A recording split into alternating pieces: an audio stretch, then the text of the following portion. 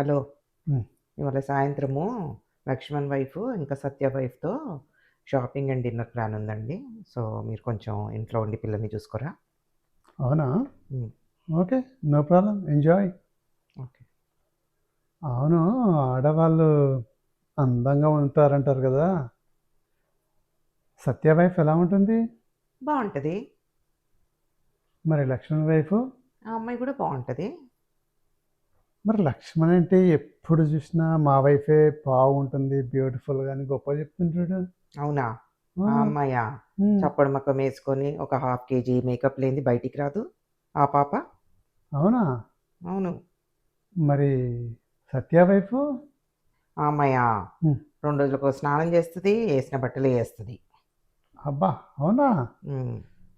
మరి వాళ్ళతోటి నువ్వు సాయంత్రం ఎలా ఎళ్తావే? కదా! నాకు హ్మ్. ఆలోచనే రాలేదండి.